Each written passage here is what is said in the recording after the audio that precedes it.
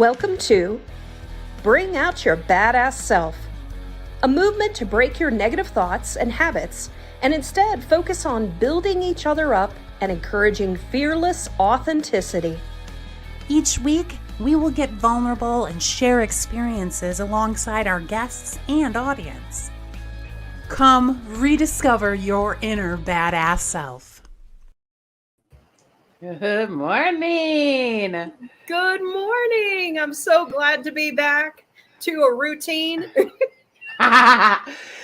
Even badasses need routines, right? They really do.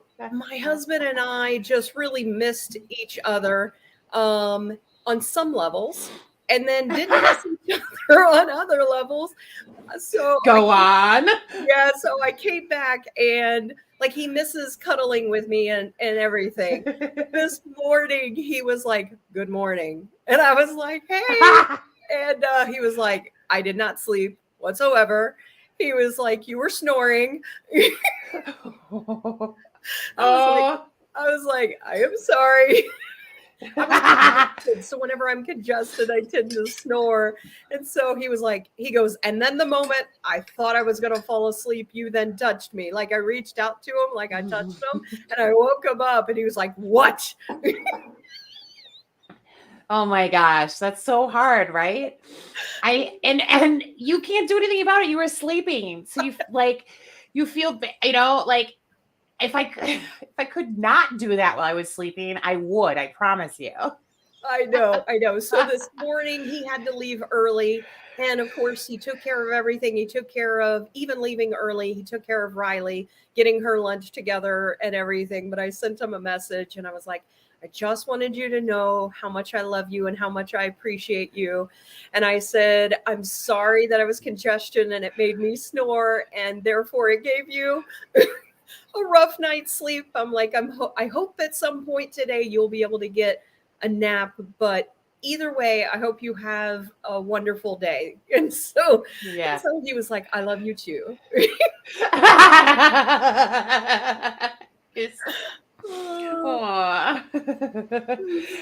Well, how about our audience? Did anyone get a rough night of sleep or a good night of sleep? Well, Bruce says he's ready. Is ready. Yes. I had got a rough night of sleep, but that's not unusual for me. But I think I stayed up too late. I was too excited. I was writing and doing some other stuff, so I just stayed up too late, and that sometimes screws me up too. Like I get out of my rhythm. So yeah. But I don't think I kept anyone awake. We shall see. I get a report like, mid-morning typically on, whether I moved too much or I was screwing with my CPAP or who knows, any number of things. I've literally fallen off the bed, like moving. So I'm, a crazy person at night. Oh my goodness. So you get a report? Not really. I'm just teasing. But Jenna will be like, on the rough night, she will be like, "Hey, the next morning, like there one time I smacked her, like we've done funny things to each other in the middle of the night." So, I don't know who this is, but someone said rough. Horrible coughing, kept myself awake, trying not to cough, and wake up my husband so he got a good night. Yeah, right. Oh, that's sweet of you. You could try to go to StreamYard.com/Facebook and authorize it to show your name. We've had some struggles with that, but it's lovely to see you guys here. And good morning. Oh, she said it's Kia. Oh, hey, Kia.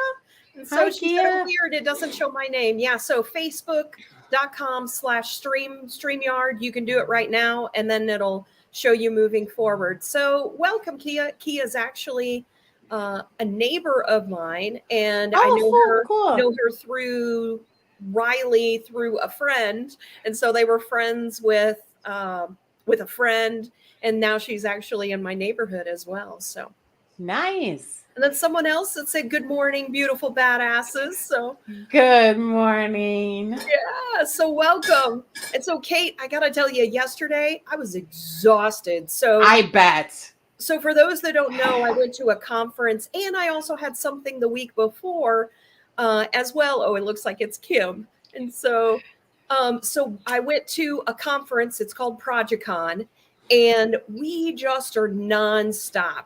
When we go to Yeah. this conference, my feet were killing me. Like by the Yeah, time I bet. last night, my calves were killing me. My feet are killing me. And I had some unique experiences while we were there. And Okay. so I just wanted to sort of share this with you and the Please. audience. And so we had an amazing event. And so for our clients, we did the ice bar, which is actually great for today's topic because it is fire, Yes. polar opposites. And so it was just an extreme. And so it's Yeah. a great sort of segue into this particular topic as well, because sometimes fire, you need the heat, you need the warmth, like it can be a good thing. And then other times, like when I was out there dancing and I was just sweating my ass off, I'm like, I need to go into the ice bar. I need to get to the ice, and you're just like, oh my God, this feels so good whenever you go in there. But other times people were like, it was way too cold. I was way too cold to be able to go in there. Really? Yeah. So did not everyone go in and enjoy it? Like, were some people like, I'm not going in? No, I think most people went in, but sometimes people were like, I was just really cold at the beginning of the night. So I went in there and I was like, oh, I don't want to be in here. So they came out. But then like later on in the night, if they had been dancing, then we go in there and we're just like, oh, this feels so good. Yes. Yes. I can imagine, like, and not that I've danced in clubs very often, but the times that I have, I can totally imagine like how great it would be to have like a room full of ice to go into, cool off, and then come back out and dance more. Yeah, and it was just so cool. They also had ice drinks that had your drink in a cup that was made out of ice. So in there, it was just so cool. And then if you have not seen my post, go out on my page and take a look at it. They had a guy that breathes fire, like he took in the alcohol, and then he had these things that he had on fire, and he would blow through it and it would just go off. It was really amazing. Yeah, I was super intrigued by that and thought it would be really fun to do sometime. Yep. I don't, I loved it. I do have one other thing to share there as well. So it was funny. I took it all in stride, but it was an awkward situation. So we went to Universal.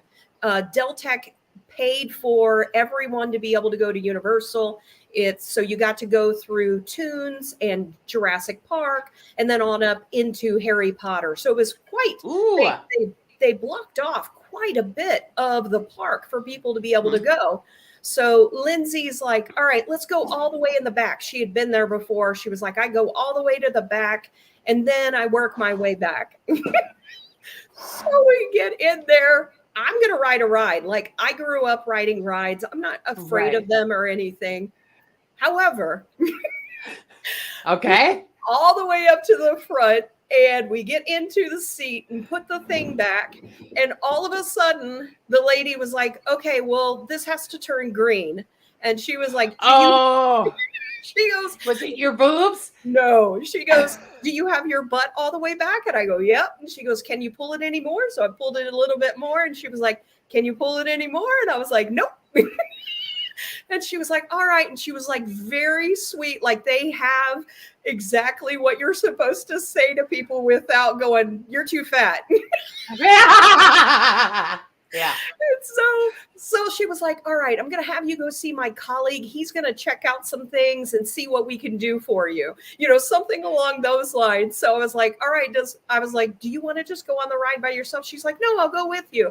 So she goes with me. But then what they did is they take you to these seats to like test it out. And then there were, what we didn't notice at the beginning of one of the other rides, we saw this. It was like our rides accommodate certain body styles. Yes. Yes. So I just told Lindsay, I was like, Lindsay, I'm like, let me try to connect you with someone else within our group so you can ride. I felt bad for her. For me, I messaged my husband. I was like, I'm too voluptuous to ride on this ride. And he was like, he goes, I love your voluptuousness. Yes. Doesn't matter. Yes. So I just told, so there were other people as well. And I have to tell you, there was one particular person that I want to reach out to this person because she said something to me because I had gotten off of the ride and I wasn't able to do it. She was out there with another person and we were talking and I said, I was just too bodacious, I think is the word I used. I said I was just too bodacious to get on the ride. And they were talking and she was talking about getting up and presenting. And she's a fuller woman like me. And she said that she was terrified to get up there to speak because she was worried that people were going to like judge her. And I was like, oh my God, like, girl, like you are amazing. Like she is an expert at her topic. Like she's someone that I actually go to whenever I need like further insight into things. And it just made me feel like, you know, you need to understand the amazing aspects of yourself. And it's actually also a good segue into this because skinny and fat, those are two extremes and people see them as both sometimes negative. Like, well, right. She's so fat, she should, well, you should exercise. Well, that's not always the case. That's not always sometimes the solution for people that are like, and then there's people that are like, I'm too skinny, or people that think that they have to be that in order to be perfect. And so perfectionism. So it's really just, I wanted to sort of talk about that. I also wanted to be vulnerable and just let people know about my experience that you can laugh at it and you can say, you know what? This is who I am. But you can also see the good in, the things that are also a part of sometimes the black and white thinking that we tend to have. Yep. Yeah, totally. I had I'm glad that you had, I don't think it was a coincidence that woman was there when you came down and that you were able to kind of, that's going to stick with her. And if you know her, you can follow up with her and connect with her. I will tell you that when I was in my early 20s, I went to Great America with my older brother, his girlfriend, someone else, don't remember who, but, and I don't even remember if it was his girlfriend or not. Maybe it was just some girl, but, I had done a couple of roller coasters successfully, but I was doing another one where like the thing comes down and it just was not clicking, it was not clicking. And I have another friend who has a hilarious story about this. But the clicks, because what they do, at least at Great America, is what they do is they'll like get in front of you and they'll push, because they want you to ride the ride. And so my friend Kyle, he has this great story about where he's like, he hears this like, as they're trying to push and then click, and he was terrified, absolutely terrified of this ride and didn't feel like he was clicked in as far as he could have been. Oh, wow. But anyway, the gentleman that took me off my ride was very sweet and he went the opposite route. But at the time I kind of appreciated it because I was 20. He was like, listen, girl, he's like, that rack you got, it's just not gonna, it's not a go for this ride, but that shit is banging. Like he was really, and I just was like, thank you. I felt, and it did make the whole thing. I did end up feeling kind of bad about it because I had spent my, money and I didn't end up doing as many rides as I wanted to, but he really worked, hard to, probably inappropriately, but he worked hard to at least make me feel better. That's okay. Sometimes that's what you need to hear. Yeah, exactly. So we got some more people joining. We have Myra. She said, good morning. Good And morning, Myra. Carmen said, "Hola, BOYBAS." I love And it. then, Hola. someone said, "So love Jay." I know. I think that might have been I Kim. yeah, he's just the best. He's the best. Well, so what I would like to do, oh, we got another person said, "Morning, ladies, let us know who you are." And so if you go to facebook.com/StreamYard. Is that Oh, right? okay. Yeah. Is that right? Or is it, no, it's StreamYard.com/Facebook. Sorry, it's Okay, okay. StreamYard.com/Facebook. And so, yes, she said it was Kim earlier about Jay. And so awesome. Well, we have an amazing topic. I'm really, really excited about today's topic. And so I Good. would like to start, Kate, with your poem. If we Oh, could start sure. there, could we do that? Yeah, go for it. Okay, This great. Go ahead.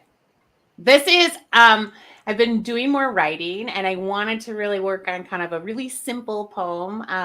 And I think it's kind of cute. I like it. I love it. All right, here we go. Balance. Like on a beam, or so it may seem, that awkward space, the narrow place, a scary place, between the wrong and the right, the black and the white, the good and the bad, the manic and the mad, the happy and the sad. So much more than life and work, it's there and here and everywhere. It sings to me a harmony. It dances in perfect harmony. Balance is harmony. Feels peaceful in stance, consciousness in a trance. I long for the balance beam, the linear yet risky place in such a beautiful space. I love it. I also loved the music and the graphics that you put with it. I love the simplicity of it. And the thing that I love about it, as well as the space that you gave in between the words, because it really allowed me to be able to reflect upon what it is that you were saying. And so today we're going to be talking about ultimately balance. So Yes. it was a perfect little poem to be able to go into today's topic. So do you want to talk a little bit about, anything as far as like what inspired you or anything further about the poem? Yeah, thank you. So first of all, balance has been a huge thing for me in my life. And all of the, therapy and the work that I have done to kind of improve myself and grow. I lived in my head in very extreme places. So I really needed to understand the concept of balance in terms of the way my mind was working, so I'm kind of in love with balance now. I'm in love with the wise mind, or the Goldilocks. I'm in love with that middle ground, and I feel so much more comfortable there. And then dancing is something that I did a lot of when I was younger, and I've been feeling more drawn to it. And I'm also really drawn to like lyrics and spoken word. And so I'm trying to let myself kind of dig into those little areas, those little passion areas. I usually don't save time for things like that. I work and I family, that's typically what I do. And as my family is getting a little older, I'm finding a little more free time. And so, I'm appreciative of this opportunity to kind of share a little bit of what I'm doing on the side. So thank you. I love it. Now, I also do have to share that Kate had done a collage, and she has no idea where the collage is. So I'd given Kate a deadline. I was like, all right, because we got Project On. I'm like, have this done. And so she was working on this last night, and she had worked on the poem and things like that. But I think it turned out perfectly, Kate. And so Thank I you. really loved it. And I know that the other idea was lost, but I also love that this is sort of allowing you the creativity that you want to be able to tap into. So we're going to Yeah. continue to find more for you as well. Thank you. I appreciate it. Yeah, that's one of the downsides of living in such a large household is there's so many moving parts. I literally had a collaging project out, and then like 2 or 3 days later, that room was trashed because somebody else had some project or something going on, and no one can find this piece of art that I did. And on top of that, I'm missing like articles of clothing and other things. I think like from the history, like I would just like was removed from like the household duties for a bit there, and like I think just the little mix up, it's just got some things gone awry. So I'm gonna have to go into each kid's bedroom and search through their clothes to find stuff that I'm looking for. I think I have no idea. Well, I think that it turned out to be something that was meant to be. So maybe Yeah. you were supposed to do something different, which is getting into the poem aspect of things. Yeah, totally. It feels right. So I'm not sure who this is. I know Leslie is also on. She said she doesn't remember her Facebook password to be able to do the StreamYard.com. But someone else said love it. So thank you for that feedback for Kate. And so let's jump into today's topic. So what is the Goldilocks way of thinking? And so we have, everyone's heard of Goldilocks and the Three Bears. And so the children's story of it's too hot, it's too cold, oh, it's just right. And so I'm not sure who wouldn't know that particular story, but I never really thought of this particular story being along these lines until actually I got further into the Goldilocks way of thinking, and she's actually in really good company. And so Aristotle actually coined the term golden mean, and Buddha used the term middle way, and Confucius outlined the doctrine of the mean. And so all of these are really just different words for the same idea. Right. Yep. Yeah. It's zeroing in on that kind of sweet spot in life. Right. And as we'll kind of talk through, there's so many opportunities to find, your sweet spot, as challenging as it may be. Yeah. And so ultimately the Goldilocks way of thinking is a solution for black and white thinking. And it is the ability to find that sweet spot between opposite extremes. So we talked about some of those already from my example of just Project Con. So fire and ice and skinny and not so skinny. Yes. And I know that, dialect, that was one of the things that you also wanted to mention as well, because all of these words mean different things, but yet they're the same. Yeah, exactly. So dialectical in nature is really like where you can be kind of, both can exist, it's a process, but both can exist together. And I use it a lot, or it's kind of in my mind often because of the therapy that I use that has been really helpful to me, the dialectical behavioral therapy. So that's where I kind of learned the word dialectical, because otherwise I thought of a dialect like German or French, right. I didn't really think of it in terms of balance. Yeah. And so I want to talk a little bit about why this is important. And so before we sort of dive in deep, I want to give a little bit of a warning. And so, warning, Will Robbins, danger, danger. So you might get triggered at the beginning of this show. And so I just want to give a little bit of warning. So keep your mind open as we start to talk about some of these things, because a lot of times our ego tends to sometimes get in the way, because we grew up a particular way, or we have a particular way of thinking. And so when we are given the opposite, we sometimes are so focused on protecting ourselves. Like if the opposite Mm-hmm. is true, then that would mean that my way of thinking is wrong.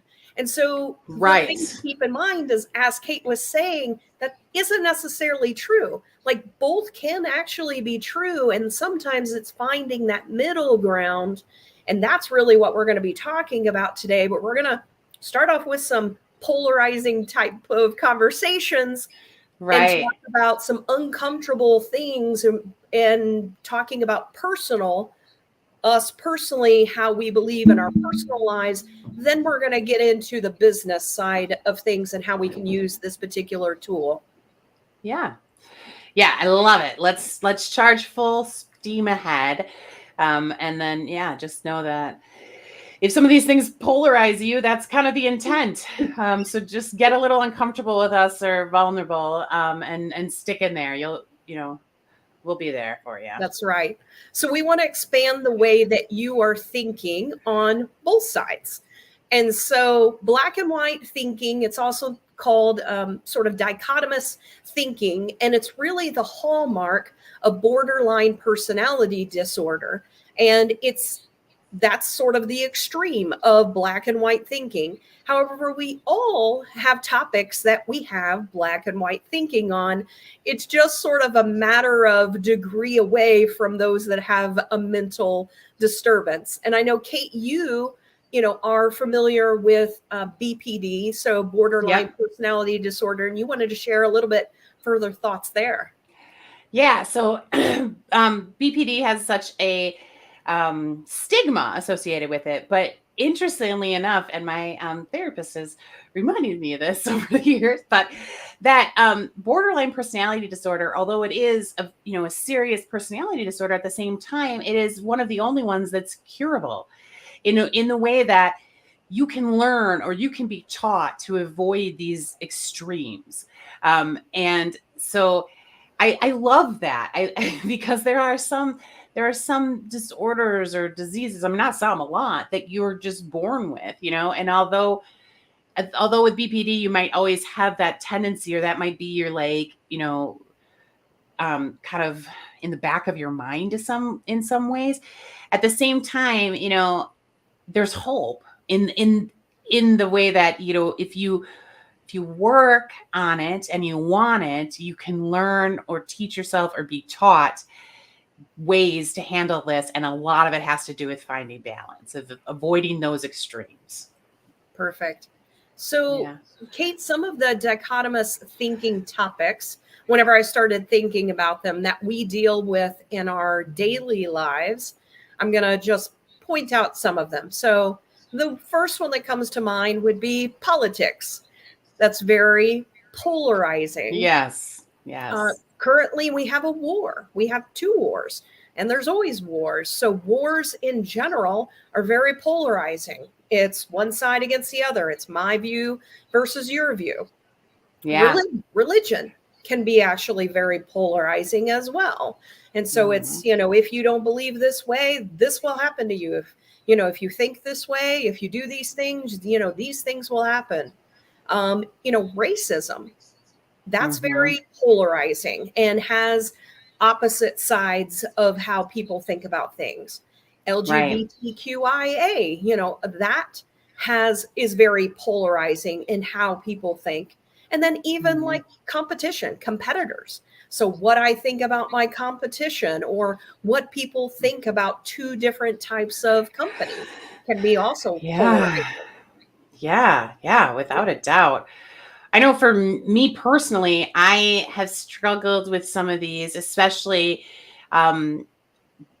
during times of when it's really relevant, right? Like, so when there's an election, I really struggle with accepting the fact that there are people that don't view things the way I do. I have a hard time. I know they exist, and I don't want to, but I think they're wrong, right? And I have a hard time balancing that and finding the middle ground in my mind. But interestingly enough, I have a little bit of an easier time on the religion side because I have such an openness. I don't, I have my own beliefs. They too have fluctuated over the years. And so maybe just because of that inconsistency for me, I'm able to be more open to others. I don't know. I'd be interested to know, the audience and what their feelings are on the topic. Yeah. So I'm going to dive into two of them Okay. today. And so these topics are polarizing. And these complex topics are also sometimes very simplified into two opposite extremes or poles of, instead of poles of spectrums. And so the thing to think about as we dive into this is that you might very passionately feel one way or the other. But what we want to sort of point out is it requires you to open yourself up and to start to think about the other side of things as well. And so I'm going to throw out the word politics, and I'm going to throw out the word Trump, and I'm going to throw out the word Biden. And I know that people are already triggered. Yes. And so yes. For me, I am not a Trump fan. However, that being said, I can still see the benefits of what it is that some of the things that he has done.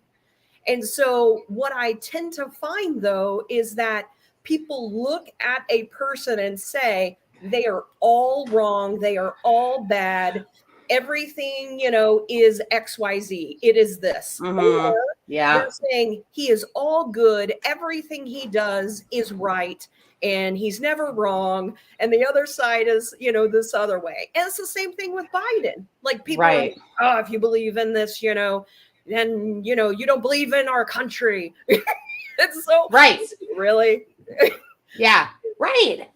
It's all kind of silly. And in some ways, it doesn't have to be so extreme, but it is really hard for us, right? Especially when we as a people have to vote with only two choices, right? So you end up sometimes voting more against someone rather than for someone, right? Absolutely. So that can be super frustrating, because I know in this last election, I, was voting against Trump. That's it. I wasn't voting for Joe Biden, even though I have not been, I've been okay with the administration, but in general, I was really just voting against Trump. Yeah. So Bruce added a comment here. Tolerance and tolerating diversity of ideas and individuals serve us so well, but unless it comes to things like physically harming each other, we should strive for tolerance. And so, yeah, I agree, Bruce. Yeah. And so let's, I'm going to come back to that. I think later on, as we start to get into the tool. And so the other one I have is war. And I know that we have some people that are very passionate about some of the wars that are going on right now. I come from it from a completely different perspective because one, where I grew up, I didn't have any Jewish people that I knew. And then also where I grew up, I didn't have any Palestinian people that I knew growing up. And then not until recently have I actually been connected to someone that actually was a part of Ukraine. Like I didn't know anybody from Ukraine. And then I also have someone that was originally from Russia and they're now Moldova. So it's given me, when you start to connect with these people of these different types of backgrounds, you start to gain other perspectives. But if you are born and that is how you grew up, what I'm curious about is what are the potential things that maybe you were taught something as you were growing up that, oh, it is this way. And they neglected thinking about it on the other side. So sometimes the way we grew up, because we are this one thing that we acknowledge, we're a part of this particular label. And so, Kate, I would also throw, the LGBTQ. You have a certain perspective because this is something you are. And so sometimes thinking maybe about the other side, you're like, that is endangering me. And I can see that could be the same thing with both of these sides. Both of these sides are like, okay, but you are endangering the person that I connect with, that I am. Right. Right. The very identity that I hold, that's the crux of it in a lot of ways for me. Because there are things, that people of minorities, or, that are different than the mainstream, that struggle with these things. And those topics are super important to them, obviously, because it's a part of their identity. It's who they are.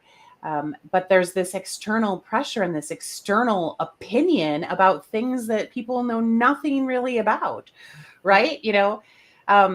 Just like you kind of described, I can imagine people that are born not knowing anything about Jewish culture, right? Not knowing anything about it, like the culture versus the religion, the traditional side. There's a lot of aspects of Judaism that isn't just religious, and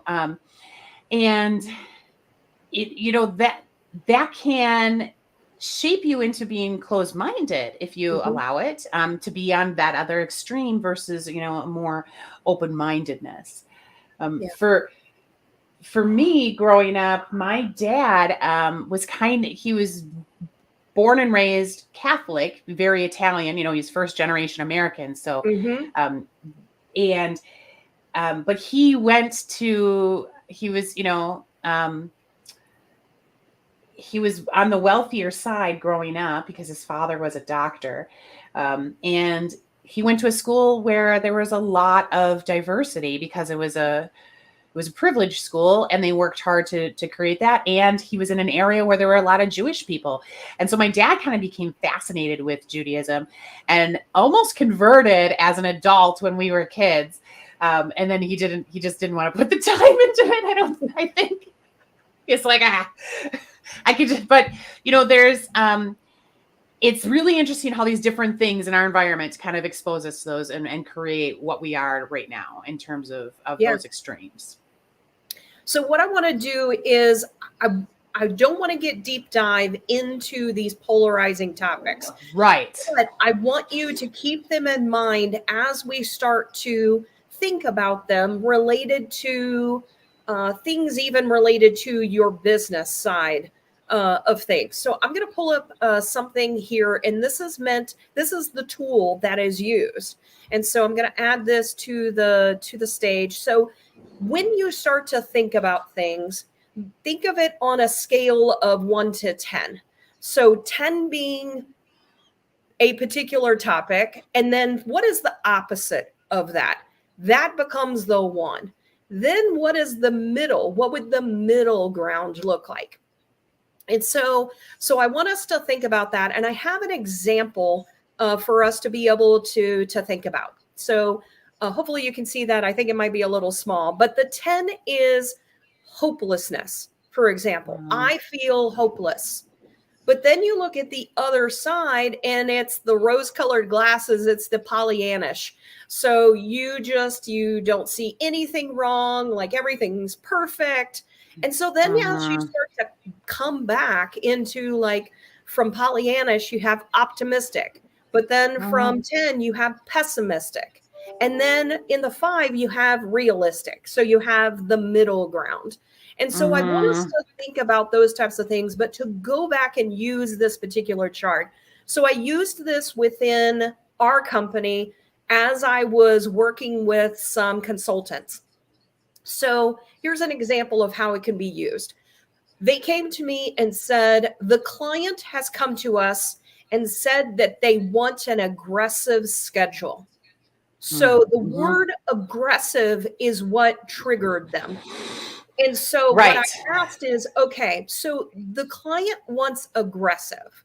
What is the Right. opposite of aggressive? What is it that you're concerned about that if you do an aggressive schedule, what do you feel like will happen? What's the opposite of what that will happen? And I pulled up and I just started doing a whiteboard and I just started drawing these numbers. And they were like, Mhm. well, I'm concerned that the client will basically be reckless, that we won't be Mhm. thinking about the things that they need to really take care of. And ultimately, it becomes sort of reckless for their business. And I said, okay, so what would you see the middle being? And so they started using words. And what's interesting is that you will have people come up with completely different words. But what the important part is it's defining for this group of people what is the 10, what is the 1, what is the word that you would Let's consider yes. middle. And then I told them, I said, go back to the client and explain this and then say, okay, you say aggressive. So on this scale of 10 to 1, and then we have 5 in the middle, where would you consider us on this scale? I said, because they may come back to you and say, oh, well, I'm just talking about like 6. Like, I just want a 6 on this scale. That's ultimately what they are considering aggressive, because Yes. we have in our mind that aggressive is, we're just being, we're throwing everything to the wind and not thinking about anything. And we just got to Right. get done with it. And so it Yeah. really helped them to like stop and go, oh, it really is my perception of the word that I'm not sure what the client actually means in this. So Yes. this particular tool allowed them to be able to go back and say, okay, let's define what the word aggressive is. Here's what my concern is, because it's all about fear. You are saying aggressive. I'm seeing it as a 10. What I see as the opposite is the 1, and I want to find a middle ground for us. Yeah. I love this. This can be done in relationships and really anything, right? Because Oh yeah. um it's about finding the middle ground. It's also about what this example illuminates so well, Sarah, is that it's also about defining and alignment, right? So Mhm. like if there are two sides that are in agreement on what the definition of the places on the scale mean, Yes. wow, that's powerful in and of itself, right? Yeah. And then on top of it, being able to then find the middle ground. Yeah. So let's think of another word. So whenever I say the word aggressive, I could say that the opposite is passive. Right, right, And right. so aggressive and passive, but they said, I think their word was reckless. So you'll notice that the words can be different. So what is the Mm. middle ground of passive and aggressive? Even paced, I guess. I don't know, For me, it's assertive. But assertive. but Yeah, it's interesting because everyone is different. And so right. you start to see, okay, well, assertive, you might consider that more still a 7. I Right, don't know. right. And so it's figuring out those things to be able to get on the same page with each other. But as I've continued to do this with people, it's so enlightening because ultimately what it's bringing up is the fear that someone has with whatever it is the word is. So now, if we look at this and we go back to, for example, the war, so, Mhm. we have, Israel, we have Palestinians. What is the fear? So for me, I think that the fear is, well, you're going to be destroying people that I am similar to. So, and I was talking with my Mhm. daughter today, and she was like, well, war just happens. And I'm like, but why does war happen? And I'm like, because Right. people are in their extremes. It's the 10. So, I'm this particular way, and you're basically saying that the people that I relate to don't matter. And then the other side is saying, probably similar things. That's what I don't know. Like, what is the 1, what is the 10, and then how can we find, that's how you negotiate, How do you find that middle ground to overcome the fear on both sides? Is that possible? Sometimes that's not possible. But Right. is there a way to be able to get to the 5 to address whatever the concerns are on each side? Now, I know this particular war has been going on for centuries, Right. forever. But ultimately, if we as a society don't take time to really think about the 10 and the 1 and look at other perspectives, then we're stuck in a black and white mind of thinking. Like we're never Yes. going to come to a conclusion or a solution to try to find a middle ground in things. Like, so for me, like Trump, I was very triggered whenever he first came out. I've over time, I'm just like, I still don't like him, but I also see certain aspects of, I'm like, I can understand why someone would be attracted to him. I can see that side. So half of it is also just putting yourself in the other person's shoes to understand that other extreme, to understand their fear. And then also hopefully they're able to understand your fears. And then you're able to come together to figure out, okay, how can we get to a middle ground of understanding in how it is that we can do something different. Yeah, completely. I love the tool. I love this both like the client story, like something just kind of present in your everyday life, but it applies to both. It applies to something really like typical, and then it applies to these huge things like this war, right? Yeah. Interestingly enough, earlier this week, Oscar, our 18-year-old, he called me and we were chatting, and he just brought up this interesting conversation that he's had with one of his best friends. They have completely opposite political views on a few of the key topics. One of them being border control, one of them being abortion. And as Oscar was explaining it, he said, we're very different, and but we understand where each other comes from, and we just agree, that we disagree, but that we both want what's best for other people. And I was like, really? So tell me more about that. And I'll just really quickly, provide a synopsis. But, Oscar's pro-choice, and he has reasons why he believes that that's the best, way to, in terms of abortion. And his friend, who was born, like his mom was a young mother. His mom was told to get an abortion, and she chose not to. And so he has very different feelings about abortion, in terms of how sacred life is.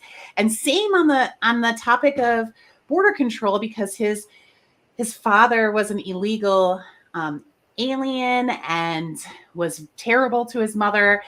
So he wants better protection, because he doesn't want things to happen to other families like what happened to his mother, right? And so for Oscar, who has viewed these things completely, in a lot of ways, very intellectually or through others' experiences, and he still has very passionate beliefs about him, but he was able to put himself in Isaac's shoes and see the difference. And Isaac was able to understand why Oscar felt that way and where they were both coming from.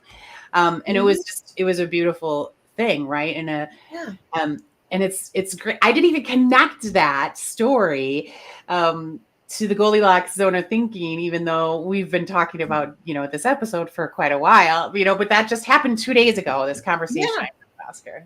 So that's a beautiful story, and it's exactly geared towards this particular topic. So think about those particular topics, and people try to polarize them.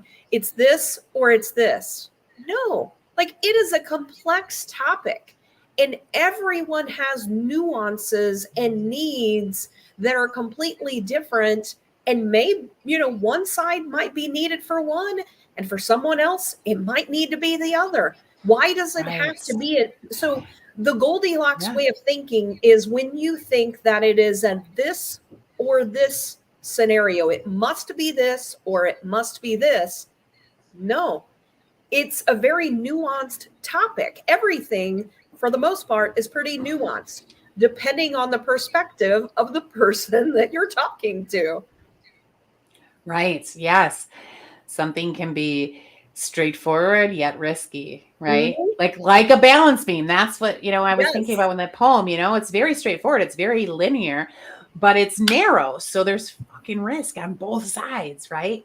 You Yes. know, I but think that it's that's exactly it, is that even though I might consider something safe, it might not actually be. It might actually be risky, or something that people consider, I may consider it risky, but something I'm willing to do, where other people are like, no way in hell I would do that. And so mhm. it's just making us rethink how it is that we approach topics. So instead of always thinking it must be this is the right way, step back. And half of it is being able to really step back and self analyze yourself to say, okay, am I looking at this in a black and white way? Okay, what would the opposite be? And then what Right. would the middle ground be? And they actually use this in counseling, by the way, with like relationships and things like that. So Right. Right. You can apply that to anything if you so choose, because yeah. there's always an extreme, right, on both sides. Mm-hmm. It's interesting to think about, and maybe to do some reading about. There are other countries that operate in a more balanced way, where they have taken some of these polarizing issues, and they have figured out a way to find the middle ground, and that the laws don't necessarily need to be reinforcing an extreme position. That there can be Mm-hmm. societal norms and laws that will guide us towards the middle path. Like New Zealand and Australia have some really interesting ways of governing that are really pretty balanced. And I feel like the rest of the world hasn't quite caught on yet. That and there are some other, like, there are some other, I think in the UK, or there's other countries that are doing this, but in a lot of ways, I think here in the U.S. we just get too stuck on the side, on the polarizing side. It's a huge topic, right? Like, we Mm-hmm. can't find middle of the aisle. Yeah. So I'm going to bring up Bruce's comment. I was brought up. I'm a very anti-intellectual, and I think it means in an anti-intellectual environment. So I had to remove myself to get outside, limiting the information to reinforce an emotional driven position. I mean, that's it. Yeah. It's emotional. So I'm going to give a couple of other examples. So um, let's say that someone comes to you and they say, there's just so much that could go wrong. I feel like if I relax and let up my guard, that something will sneak up on me. And so when you think about that, they're focused on all the things that could go wrong. So The fear. exactly. So the question then becomes, is it possible to be careful and prudent without being so anxious about things? Right. Because ultimately they're feeling anxious. They're worried about the things that can go wrong. So, can you also be careful and prudent at the same time? And so it's as you are talking with people and they throw out specific words, it's understanding what do they mean. And I know we can't really have this conversation with Bruce, but one of the further earlier things he said is tolerance and tolerating diversity of ideas and individuals serve us so well. So it's interesting because sometimes what I have been hearing from other individuals is tolerance is basically, or diversity of ideas. A lot of times people don't like the spectrum, don't like the different ways to think about them. And I'm going to throw out another one, which has to do with like gender identity. There are Mm-hmm. people that are like, No, you're a boy or you're a girl. Okay. But do you really understand how it is that this person is feeling? Have there been situations where people have transitioned and they found out later on they felt like if they had known everything, they wouldn't have done it? Yes. Are there people that have transitioned and then said, this is the best thing for me? Yes. So both can happen in the same type of topic. So the real thing that people have to think about is it is individualistic.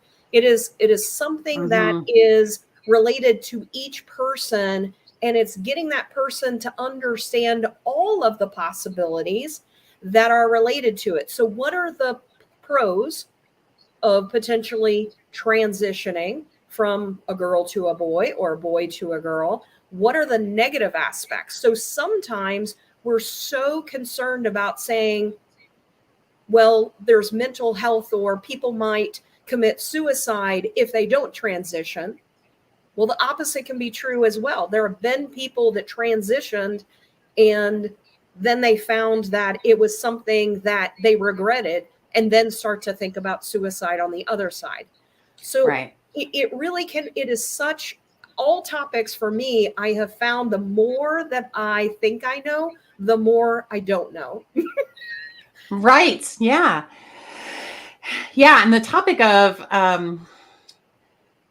that type of transitioning is, it's a hard one for a lot of people to understand or wrap their mind around. Yeah. But if they put themselves in somebody else's shoes, you know, what I like to tell someone is, you know, okay, so you are squarely a man, right? You feel like a man, you know, that resonates with you. You are so sure of that, right? Right. You can't imagine anybody being different. Right. Right. Well, what if you weren't? Like, what if you were a man on the outside, but you were really sure you should have been something different on the inside? You know, like, as sure as you are that you are a man, you have to believe that the opposite can be true, right? Like that there is a yin and yang. And so then you have to imagine what it would be like to be that sure of something that is not the norm, right? Yeah. So as a man, imagine people coming up to you and calling you ma'am and saying you're a girl. Like, as sure as you feel like you are a man, people are like, no, you're not a man, you're a girl. And they just are constantly calling you that. How would you then feel? Because you know deep down, like, no, I'm a man. Like, what is wrong with you? And so it's the same way of people that are cisgender. You know within you who you are. Why is it that you can't accept how people of something else? And I find it interesting because a lot of times people are like, oh, why are we you know, everything's a spectrum now, like everything, you know, has to be, you know, it can't just be black and white. Well, because life isn't black and white. And it's always been that way. It's just as we grow and age, you know, we talk about more things and define things more, but there have been, you know, these elements in society forever. It's just we weren't necessarily talking about it. It wasn't exposed enough for. Yeah. But I really love this tool. I love it for not only the personal side of things. I almost feel like I need to just have a graphic that says, okay, I'm going to pull up this graphic, you know, in this conversation, and let's just have this conversation to talk about these two different ideas of things.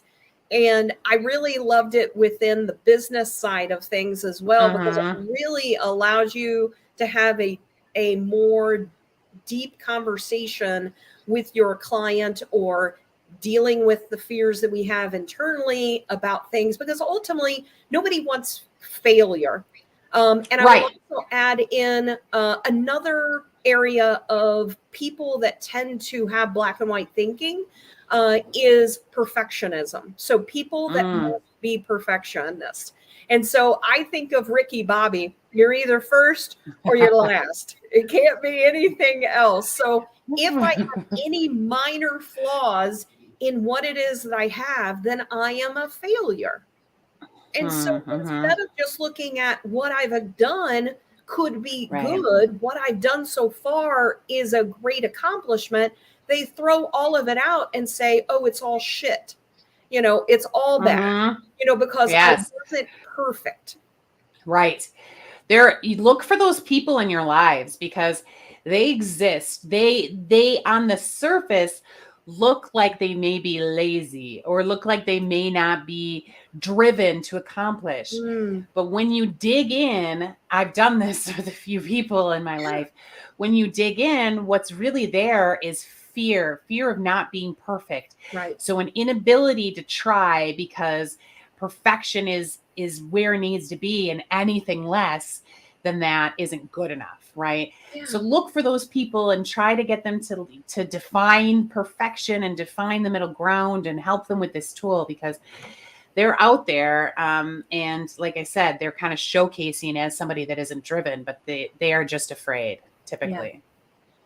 So Bruce added something else. He said, as pertains to tolerance and diversity, I believe that they are not just beneficial, but necessary to support our nation's beautiful desire to expand to the greatest possible degree individual freedom. So, Yeah, definitely. I mean, we talk about it all the time.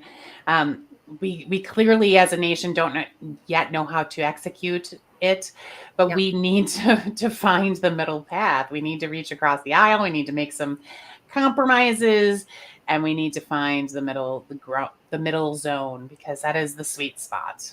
Yeah. For me, it is less about controlling people in Mm, doing things that we think is right, and right. more about teaching people about tools like this.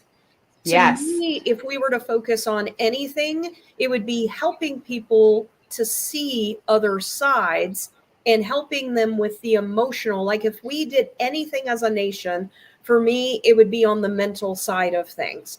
It would be helping Yes. people. Like if we really wanted to help with, like, because when you focus on that, you are dealing with all kinds of issues. You're dealing with mental health. You're dealing with the fire gun, firearms issues. You're dealing with war. You're dealing with poverty. You're dealing, like, when you Hmm. start to deal with mental health, that Yeah. is all encompassing helping all kinds of different types of issues. Now, that might be Right. black and white thinking, but I see a connection to all of these types of things. I see the spoke going from Right. that if we really just focus on how can we help people to not have black and white thinking, how can we get them to see the middle ground, how can we help them with their mindset of why they shouldn't necessarily look at themselves as all bad or all good. Hmm. That is really what will help us as a society. And I got to tell you, that is why, for me, I wanted to do BOYBAS, because I Right. saw that I can't impact things. Me saying I am pro-choice doesn't matter, because I see the other side. Hmm. And then as I started to dive into this, I was like, you know what? I can only influence or only help people that I know. I can't help anybody else that has no exposure to me. There's Right. really nothing I can do. But what I can do is try to help people to think beyond themselves and to think in ways of how they can also help themselves. How can we help each other love ourselves? How can we help each other forgive ourselves and forgive others? To me, that is ultimately the point of what we're trying to accomplish. Yes, it's like you almost took the words right out of my mouth, Sarah. That's awesome. As we were talking right before you got to the summary, I was like, what this is all about. It's about loving yourself and loving each other. Yes. And, despite differences, that's what it's all about. That's why you have to be driven to find the middle ground, because of love and kindness, to yourself and everyone around you. Absolutely. So I think I'm going to end it with this. So he said, exactly, Yeah. Sarah, we need to help people find themselves and put that first. And so Yes. with that, some of the things to think about is when you even just putting yourself first. Sometimes people, when you think about the opposite, what does that potentially mean? Well, does that mean that you're not putting other people first? Right. So it's thinking about even words just like that. We can think about the potential opposite of that. Why can't we have both? Why can't we have taking care of ourselves and also helping others? I love the word and versus or. We can Right. help ourselves and help others.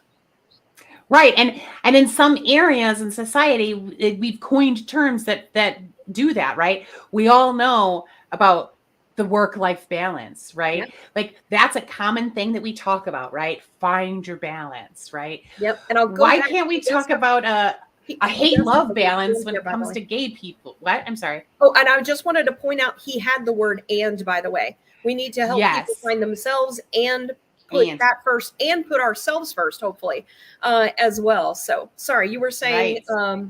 Oh, I mean, it's just we can find a balance, or we can talk about balance as a society because we have around certain terms, right?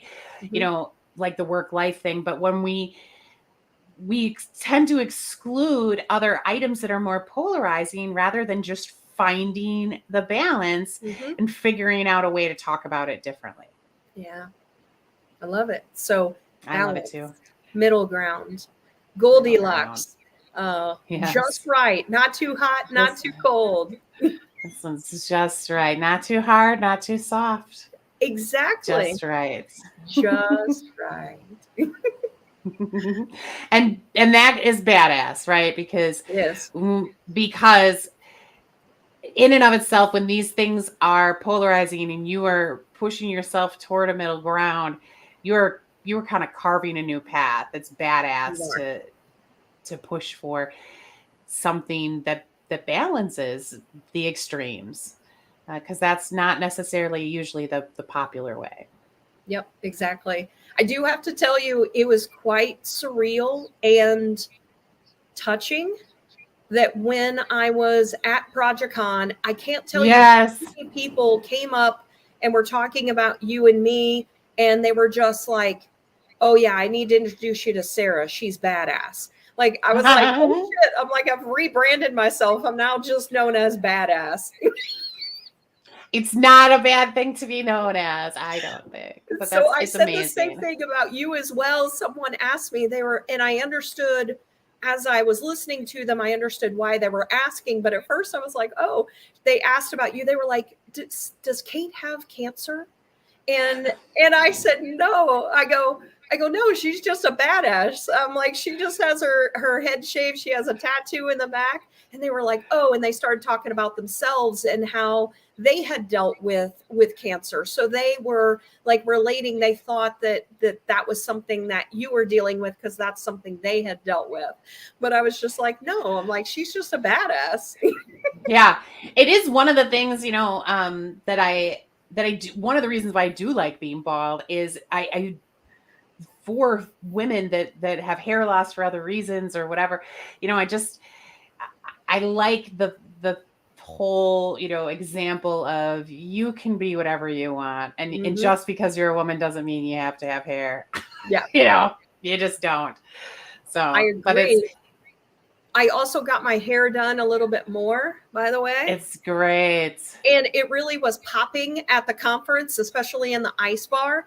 And I had so many people that came up to me and they were like, I love your hair. They were like, I want to do that. And I was like, well, let me be your inspiration. Like, do it. Like Do it. what's holding you Right. back? Right. I think next year before Project Con, you should do red. Have you ever done red? That would be, I I was know de- you've done like a pink, but I Mhm. think you should do a red. That would be awesome. Yeah, I didn't know whether that would complement and so we talked about that. So my daughter You're, was going to do red and she, for whatever reason, she almost didn't speak up. And she said something that made me and the hairdresser like question. We were like, okay, but is this what you're wanting? She's like, well, you've already gotten the color. And we're like, no, no, no. Like she was like, I can get this to, I can have someone else will take it. She was like, if you don't want this, then don't do it. And so then Mhm. it was giving her permission to be able to say no. And I was like, oh my gosh, I'm like, this is a great moment. I'm like, Riley. And I'm like, you should always feel comfortable in saying no. Like if you feel a particular way, you don't want to do something, you shouldn't do it just because you feel obligated. Right. Yeah. And so I'm glad that you spoke up. So I was trying to instill in her, thank you for stepping up and telling us how it is Right. that you felt. And then we just didn't do it. But I was considering getting the red. I was like, oh, should I do the red? You know, for full sale versus I feel like this is more Deltec, Yeah. the Right. teal. And I was like, no, I said, we'll try it. And I said, we'll do it next and we'll see what it looks like because I'm willing to do something different. But we Yeah. decided not to do it. Yeah. I get that. Yeah. Totally. Well, we have had a very lovely and robust conversation today. I really appreciate Bruce and others that have kind of stepped in and kind of, interacted with us. We always love Yes. to hear what you Thank you guys are for that, thinking. Bruce. Yes. Yes. And hopeful that you all will go on and have a badass weekend. Hope this type of conversation fuels fuels your Friday. Bruce said next year, purple.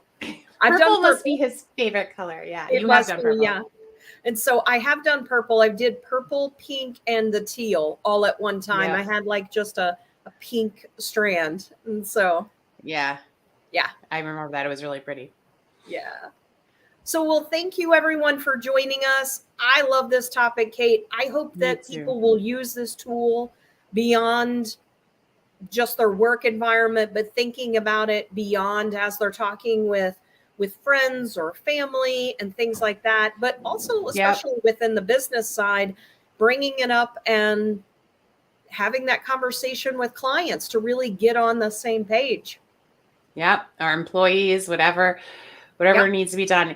A lot of times we are qualitative, we want to provide quality work to our audience, to our, our whoever we're, but at the end of the day, it still needs to be measured in some way, right? Mm-hmm. We still need to point at it and say, there it is. And that's how we know it's there. So, putting the work in the front end to define and align and discover what that middle path is, that'll just make the measuring at the end easier. Absolutely. Well, I'm going to end with this. Have a great, badass day. Thank you, Myra. Thank you, I hope Myra. everyone has a great weekend. I know I'm looking forward to my massage tomorrow, to recoup from this week and to be refreshed for Monday. Yes. I have a great weekend planned as well. I'll tell you all about it next week, guys. Awesome. But take good care. Real quick, next week, Halloween special. So I haven't posted it yet, but I'm going to be pushing it out. We have some special things planned, and then we have several speakers in November. So we'll get that out as well. Yeah, it's going to be an exciting month as we come into the end of the year. We're going to kick the end of 2023's ass and get ready for a great 24. Awesome. Thank you, everyone. Thank you. Thank you, Sarah.